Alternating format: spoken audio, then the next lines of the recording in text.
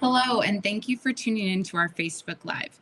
Today, we're going to talk about the do's and don'ts of COVID-19, which are important to keep in mind as restrictions are lifted across the nation and here in our own state. I'm Elizabeth Van Camp, and I'm the social media specialist at University of Iowa Healthcare. I'm joined by Dr. Teresa Brennan, Chief Medical Officer at UI Hospitals and Clinics, and practicing physician specializing in cardiology.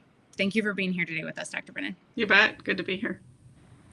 After discussing the do's and don'ts of COVID-19, we'll provide accurate information that you can rely on as we enter this new phase of the pandemic, with businesses reopening up and people heading back to work. We'll also answer as many of your questions as possible, so feel free to leave those questions in the comments below. Before we begin, this video is for informational purposes only.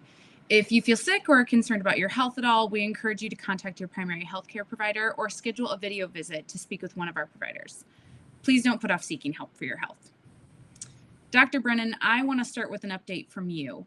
What can you tell our followers about COVID-19 and our hospitals and clinics? How are we handling the pandemic and how is it impacting us?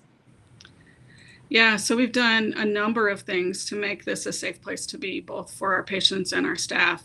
And we've talked about a lot of those before, but just to reiterate, we have all of our staff in a face shield. We have chosen to use a face shield because it has many advantages of a face mask and others. Our staff know to wash their hands. We are constantly working on social distancing. It is really hard, but we have reminders. We are each reminding each other. And we're screening people. So as people come into the institution, they get screened with several questions. They get screened with a thermoscanner to make sure they don't have a temperature. We've also done a lot to really put people, have people cared for in the right places. So using a lot of televisits to keep people out of our quick cares who may have symptoms, our emergency rooms, our clinics who may have symptoms that are COVID-19, and to rapidly be able to triage them and get them to the right place. Our influenza illness clinic or respiratory clinic to take care of those patients and potentially test them. We're also screening all the patients that come in for an operation. This is good for the patients, but particularly good for our staff to keep them safe. So a lot of things we continue to do. And, you know, one of the things I think we'll talk about during this Facebook Live is everyone is so ready for the state to open up, right? We're all tired of isolation. We're all tired of staying home. But there's a whole lot of discussion in the media about what the timing is. Is this the right time? Is it the wrong time?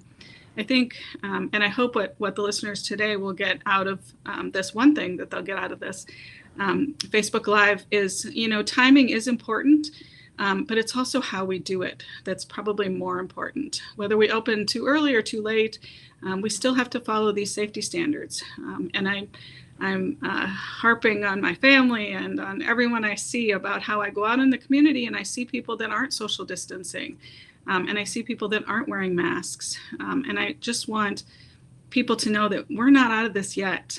You know, Iowans have done a great job at really doing the right things, even though we weren't an isolate and place state. You know, we've done a really good job, and I think that has really flattened that curve that we've talked about.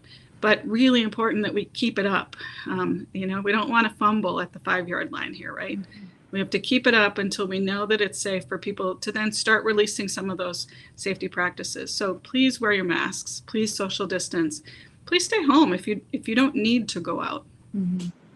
Great. Thank you for those reminders.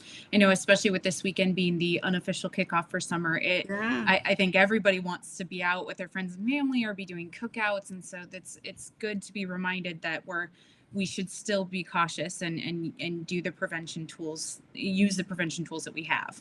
Yep. So now for some of those do's and don'ts. Could you clarify what we should and should not be ingesting to help try to treat COVID-19? What's proven and what should we stay away from?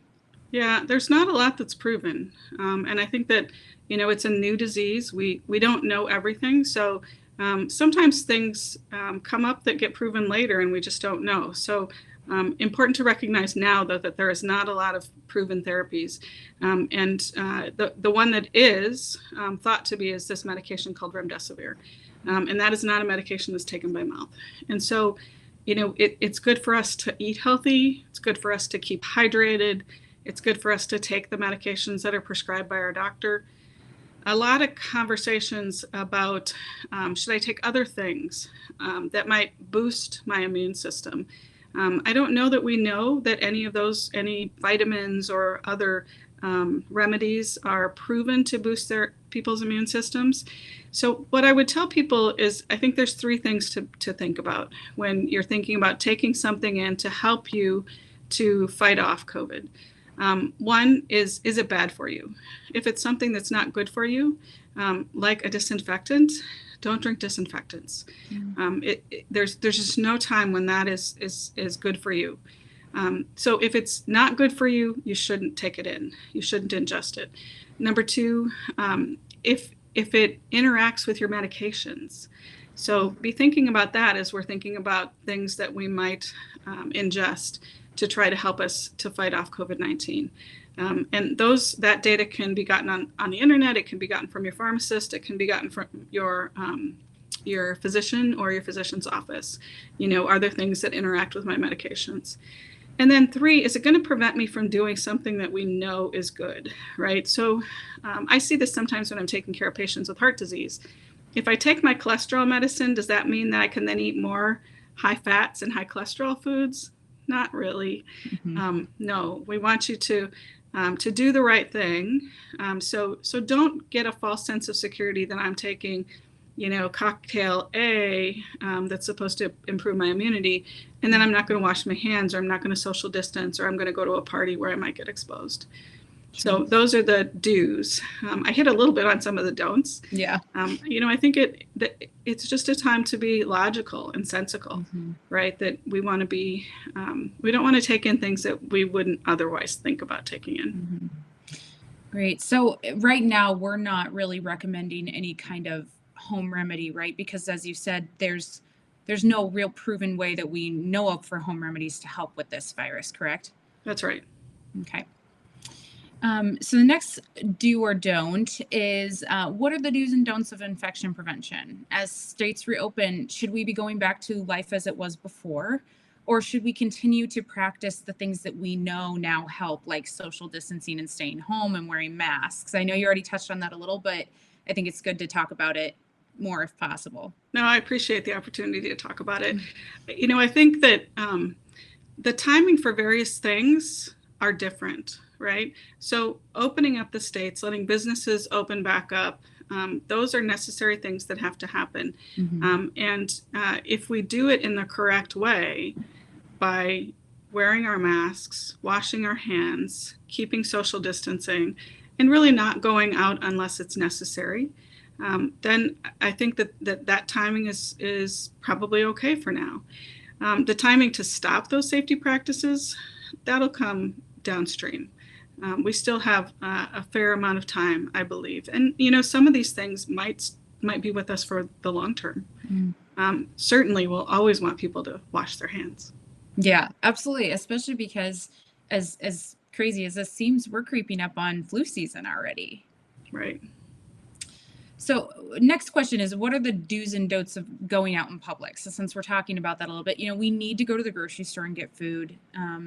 I know malls are opening up, the outdoor markets like farmers markets are opening up. So could you provide us with some advice on if we are going to go out in public, what we should or shouldn't be doing?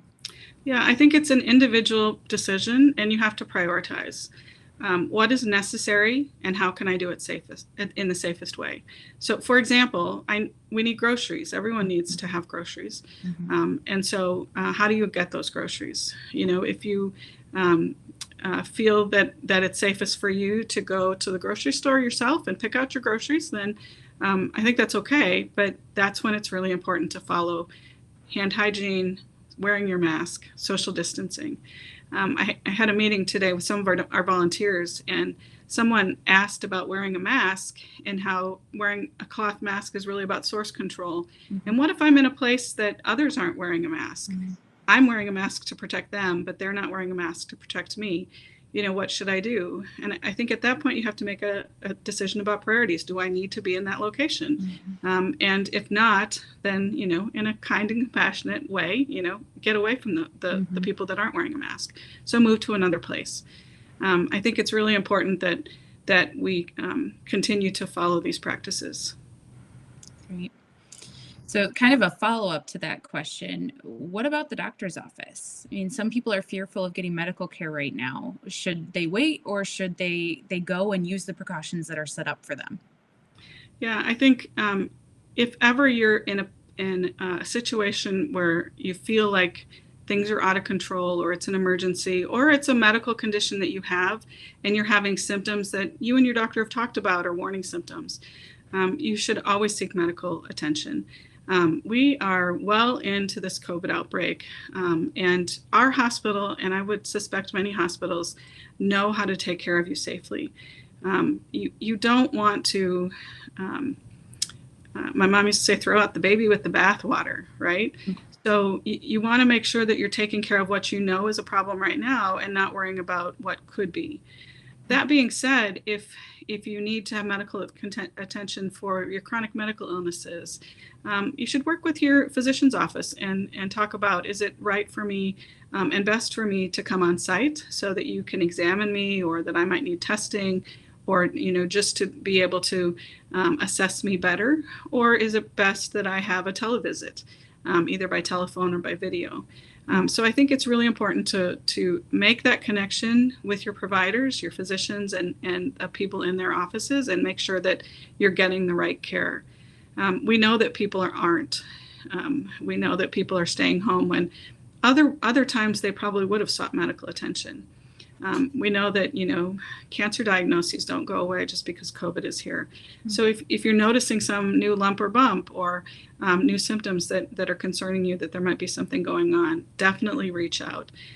And I can say that from my perspective, and I'm hearing this from our patients as well, this is a safe place. And when people come into our hospital, they feel safe because of all those precautions that we put into place.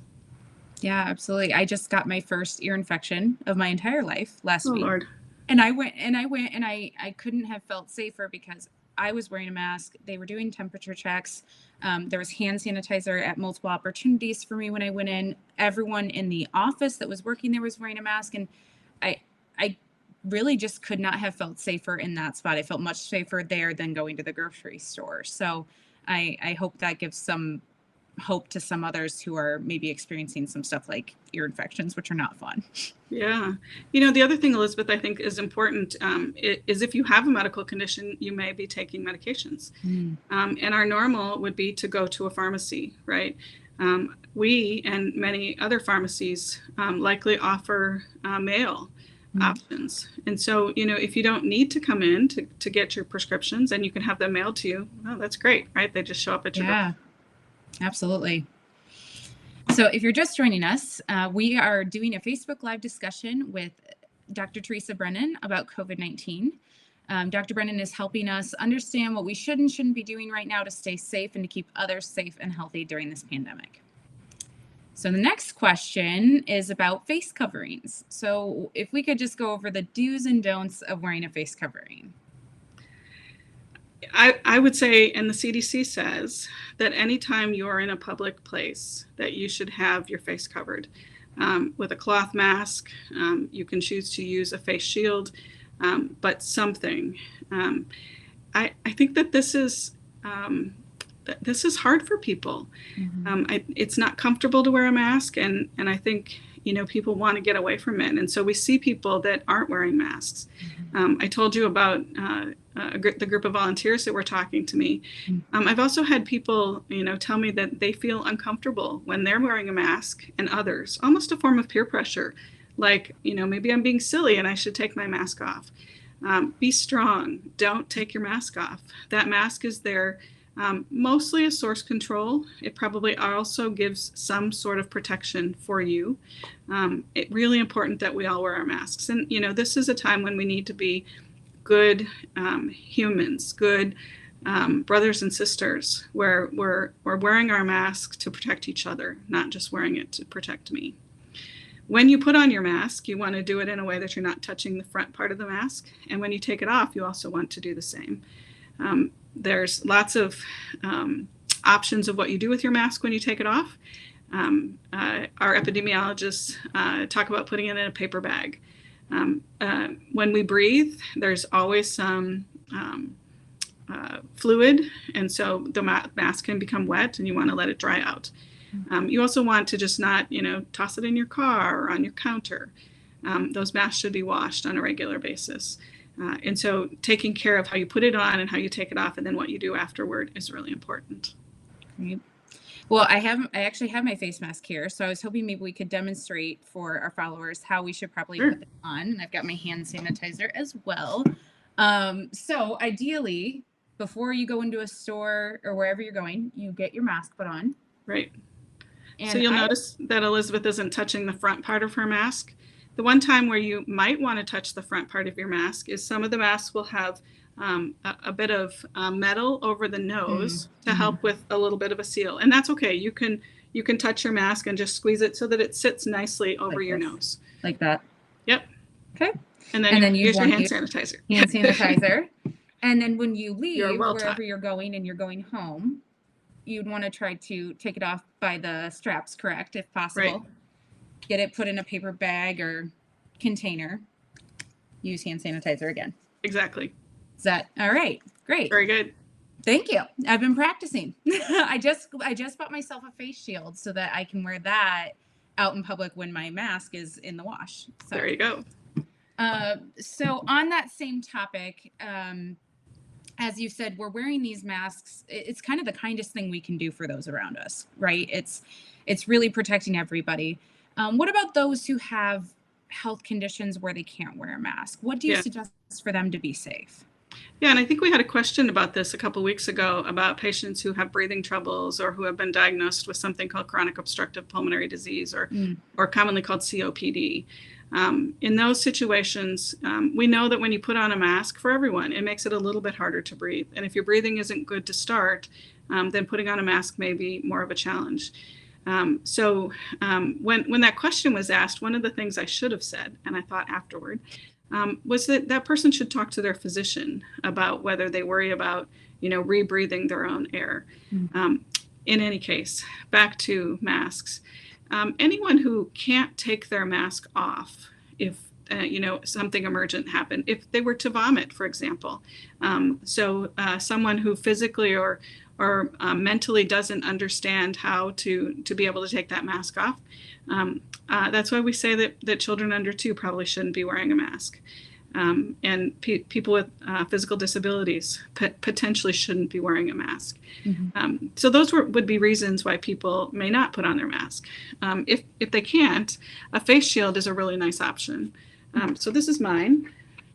It's pretty standard. It actually was made by people at the university. They designed it and did some 3D printing, pretty exciting.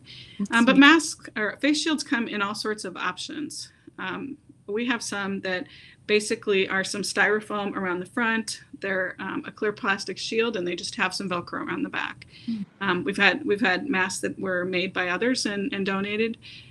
If you come to the hospital, you might also see that people are in pretty heavy-looking, pretty robust-looking face masks, where they almost look like they have a hat, and then the mask moves up and down, almost like a grinding shield or a welding shield, but maybe not quite so big and robust. So when you wear the shield, the important thing is that it covers your mouth and your nose, and it also doesn't let you touch your face. So for those people who can't wear a mask, another group I should have mentioned are people who have a hard time hearing, who really rely on lip reading. For people in their family, that wearing a face shield, or for providers, wearing a shield is a much better option. Same thing about putting on the shield. So for this, you just slide it on your head, make sure it's straight, and it just sits there. You want to try not to touch it, but as I said earlier, if I did try to touch my face, the shield would get in the way. I could then wash my hands, and it would all be good. You really have to get up underneath in order to touch your face. So it really does save you from that. Also protects your eyes. And there have been reported cases of people getting it through their eyes. So then when you go to take it off, just like your mask, you want to take off from the side and really not touch the front of it, because it potentially could be contaminated.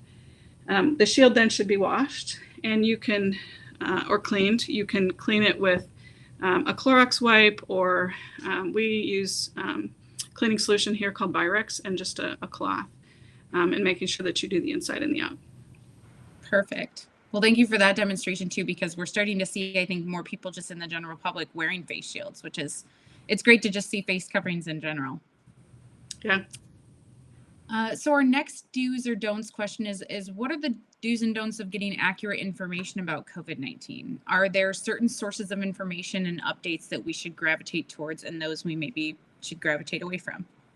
Yeah, there's lots of information out there. And the bad news when there's so much information is that you can almost always find something that supports a belief you might have, even if it's not true. So I would just caution people with, using the popular lay media, using, Facebook other than perhaps ours, because people will say and do things that may not have any basis for them being true. Mm-hmm. The CDC has a great website. It's a lot more technical than many websites. Mm-hmm. Our website is very good. You all manage it and do a really nice job. The one advantage is that it's really focused to providers and to patients, so you can get information based on whatever your need is. And for those of us who don't speak English primarily, it's been translated into multiple languages. Could you remind me what those are? Yes. Yeah, the languages, the information is available in English, Spanish, French, or Swahili, which are our most common languages that we see our patients who don't speak English as their primary language use. Yeah, and if you are a Spanish-speaking patient, or someone who speaks primarily Spanish, we are doing these similar Facebook Lives to this in Spanish. We did our first one last week, so you can check that out and get all that great information there, or share it with your friends and family. Let's see here. So, are there any things so far that we haven't covered that you have been hearing about, Dr. Brennan, or that you just think people should generally know about of what they can be doing to keep themselves safe right now?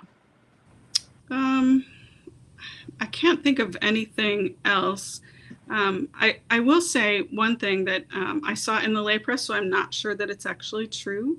But I have spoken, I think, on this program as well as in other places about keeping hand sanitizer in your car. Mm. And as it gets to be the summertime with the heat, because it is actually flammable, it's 60% alcohol. I just want to caution people that, if you kept it in your car, maybe now's a good time to take it out.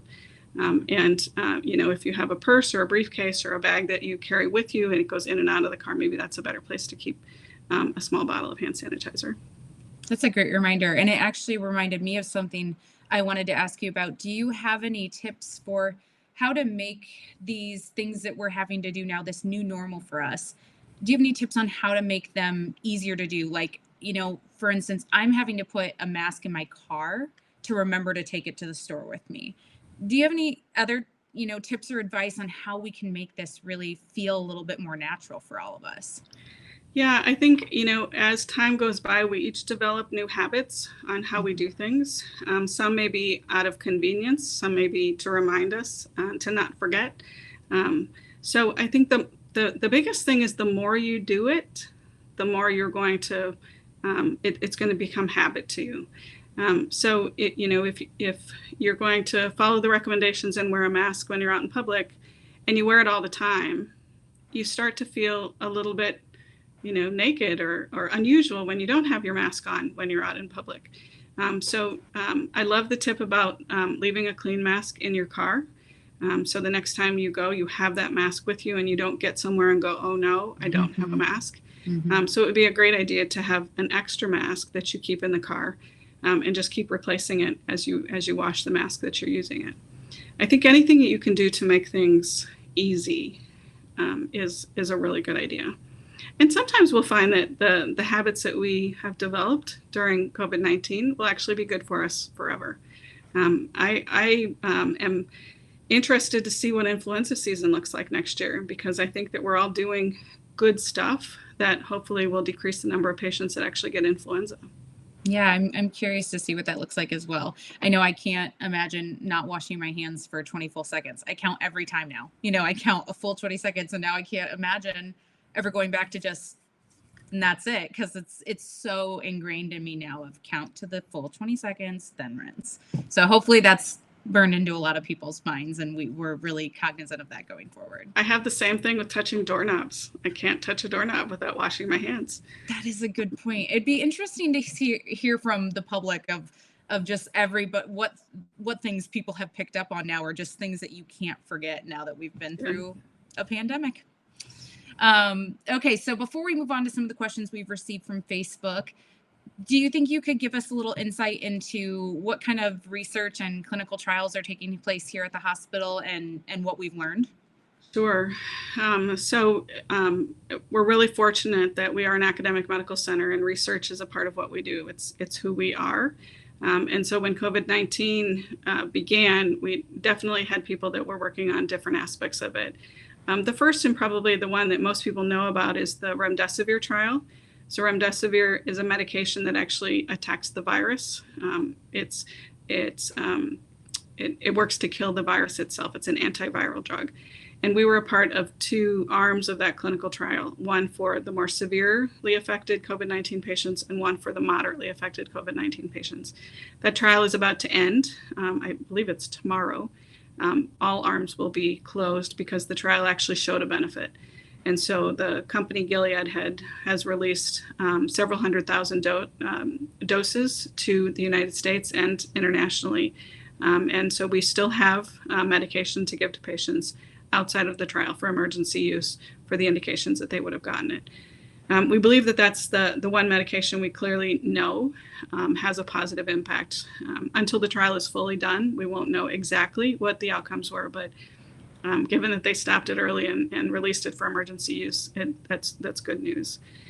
The other medication, in air quotes, that potentially is being used and has good data so far is the use of convalescent plasma. We've talked about this before, but if you have an infection, you make antibodies to fight the infection and help you get better. And when you've recovered, you still have those antibodies in your bloodstream. And so the convalescent plasma delivery takes those out of the person, just like they're giving blood. And with that plasma, then gives those antibodies to someone else to help them fight that. So we've had multiple patients. I think to date, we have had 40 patients who've been treated with that. That's a really good thing. It makes you feel really good because the plasma came from someone who has already recovered and they've donated that back. So it's a really good human thing to think about creating that. As far as the remdesivir, we had 36 patients who were enrolled in the study. We also have researchers that are looking at how to best diagnose COVID-19. So we've talked previously about there's two kinds of tests for COVID-19. One is to look for the virus itself, and that's where we take the swab in the back of the throat, and it's not very comfortable, but pretty effective, and look for the virus.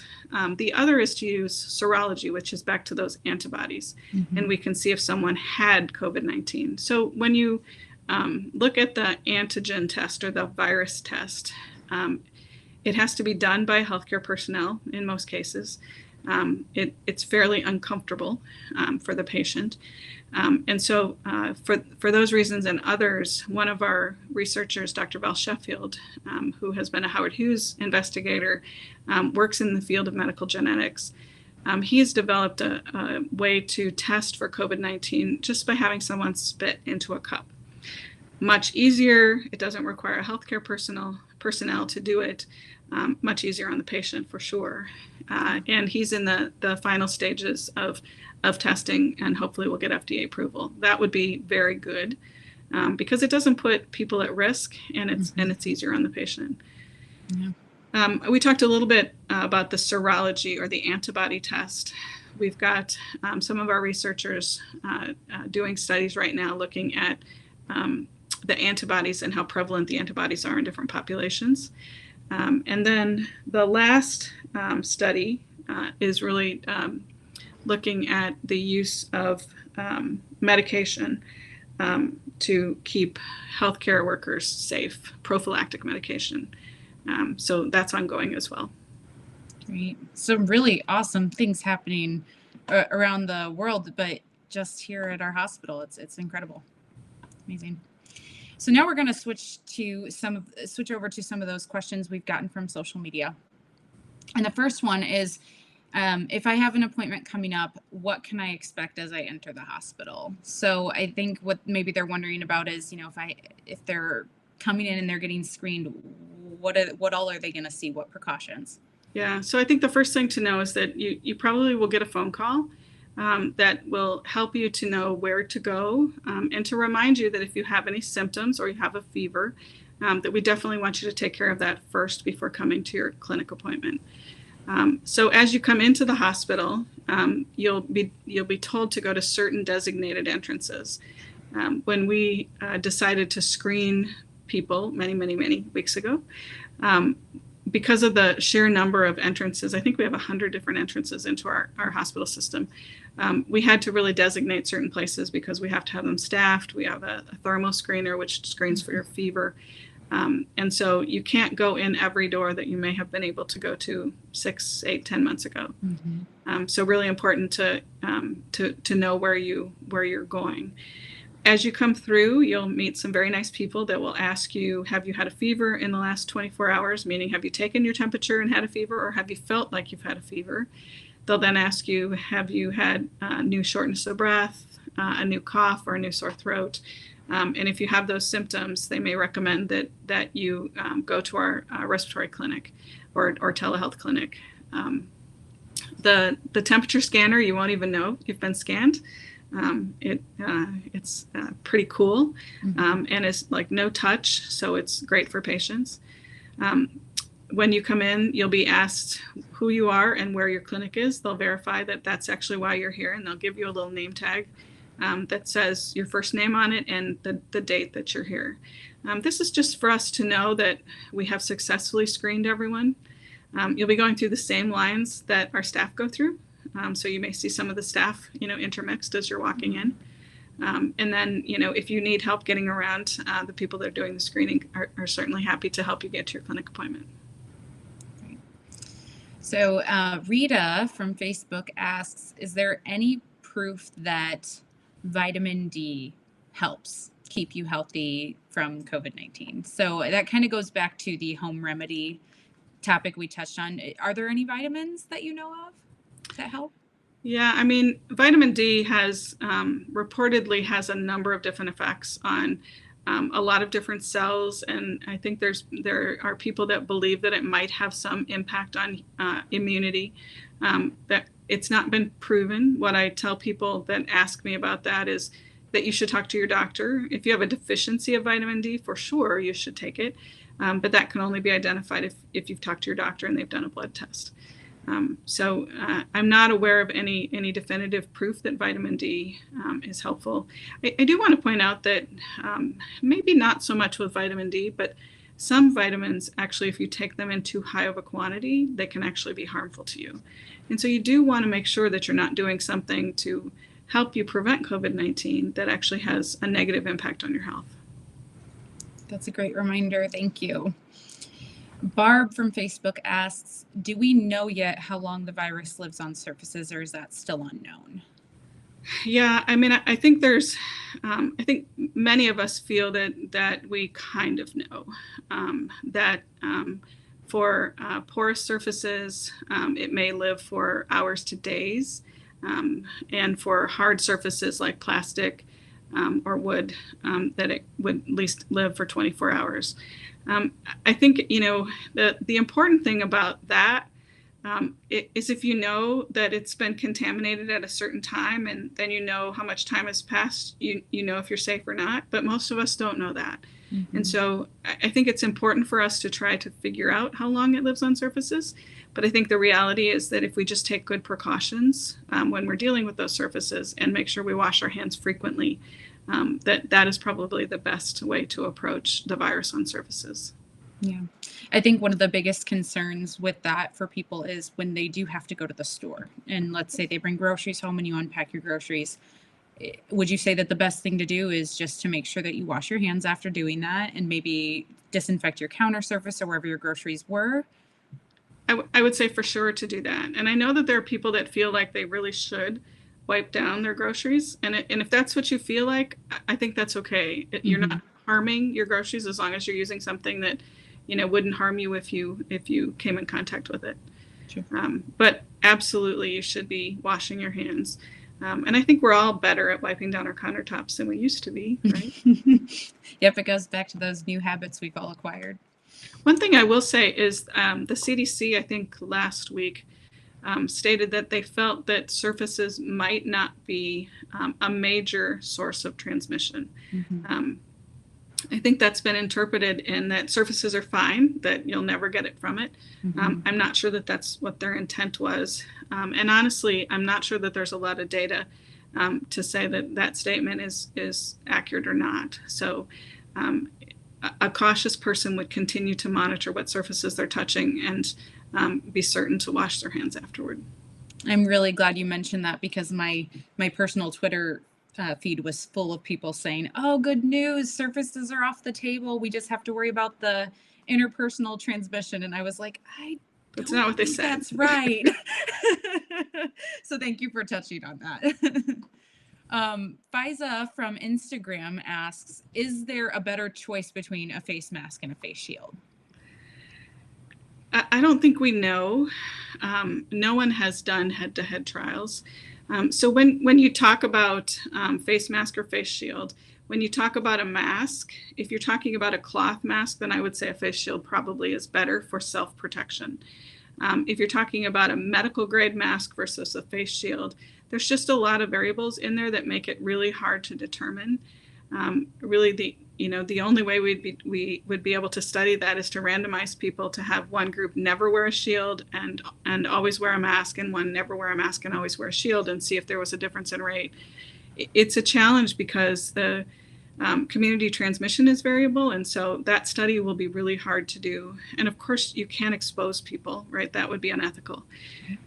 So I think that the advantages to the shield really are enormous for us. It prevents you from touching your face. It covers both your mouth and your nose, and also gives you eye protection. And it's cleanable, and you know that it's clean. So if I had a choice, I would probably wear a shield. Now, that being said, generally when I go out in public, I wear a mask. And the reason that is because you just look a little weird when you're wearing a shield and no one else is. If we could get a movement for everyone to be excited and wear shields, I think that would probably be better. I have worn my shield out in public. People just look at me like, I will tell you a funny story. So I purchased, you can get these shields online at, various places. You can go to the local hardware stores and get them. And I purchased one for each of my children. And my son lives in a fairly hot spot in the country. And he had worn his shield out and said, "It's really funny, Mom, because I wear it and people look at me like I have COVID because I'm like, in this getup, right?" And I said, "Well, that's all right, right?" So they're keeping their social distance. Exactly. I know. I just ordered my own face shield, but I also ordered them for several people in my family who were on the fence. They were like, "Well, I'd wear one if I'd have one," and I'm like, "Well, now you do." So yeah, the other thing that I think is a non-medical reason that a shield is a really good thing is you can still see someone's face. Yeah. Right? When you're wearing a mask, it's hard to know if someone is smiling or frowning. That human connection is still there. And so I think that that's really important. I'll also tell you that I've had several colleagues that have grandparents and they have their young children. So the grandparents, they would put in a shield. So that, it's not so weird for the children, and they're very well protected. So if you have a shield, I would encourage you to wear it. Great. If you don't have a shield, certainly wear your cloth mask. Perfect. So Monet from Facebook asks, do you have any idea of how long stores will continue to require patrons to wear face coverings? And I know that's not, you may not have the exact answer, but just any insight you have would be great. Yeah, I hope for a long time, actually, until until we go days without cases, or maybe weeks without cases. Our case rate has gone down significantly in the state of Iowa, but with the opening up, I will not be surprised if it goes up again. it's up to us really to do the right thing and to continue to wear those face shields, face masks, whichever you have, and social distancing. Great. Well, it sounds like you just gave us a great piece of advice here, but before we end, is there anything else that you want to leave our audience with today? Yeah, I mean, we all want to go back to normal. And I really hope that someday we will go back to what was our old normal. I'm afraid that that might not happen. And so I think it's important that we kind of get used to the fact that we might be wearing masks for a while. We certainly will probably social distance in the future more than we've ever done in the past. And, life may be different. Doesn't mean it's bad. I've talked a lot about small silver linings. I think many of us are reaching out to our family members more than we used to, giving them a call, sending them a text, even email. And I think that's a good thing that has come from this, because we recognize that we haven't been there. Maybe we didn't even used to go visit as much as, we should. But now we're reaching out and trying to make those connections stronger. So, it may be the new normal coming. Great. Well, thank you so much for once again sharing your expertise with us today and helping us better understand what we should and shouldn't be doing right now, Dr. Brennan. Please wear your mask, wash your hands, keep social distancing. Remember, we're not out of this yet, but I'm certain that we're going to beat this. Yep, I agree. So thank you for those of you who tuned in to get this information. Take what Dr. Brennan said and put it into practice in your daily lives. And if you tuned in later during the broadcast, make sure to go back to the beginning to get all of the great information and resources that she provided. And stay tuned to the UI Healthcare social media accounts and our website, uihc.org, for more updates about COVID-19 as we have them. And remember, as Dr. Brennan said, continue practicing social distancing, wear face coverings when you're out in public, and wash your hands for 20 full seconds as often as you can. Thanks for watching. Stay safe.